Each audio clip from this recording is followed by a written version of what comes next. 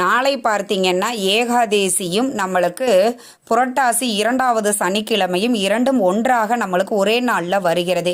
இந்த நாளில் நாம் காலையில் குளிக்கக்கூடிய நீரவே புனித நீராக மாற்றி நாம் குளிக்கும் பொழுது நம்மக்கிட்ட இருக்கக்கூடிய எதிர்மறை ஆற்றல்களும் கெட்ட சக்திகளும் நீங்கி நாம் வாழ்க்கையில் முன்னேறுவதற்குண்டான ஒரு தெளிவையும் ஒரு மன நிறைவையும் மனக்குழப்பத்தையும் நீக்கும்.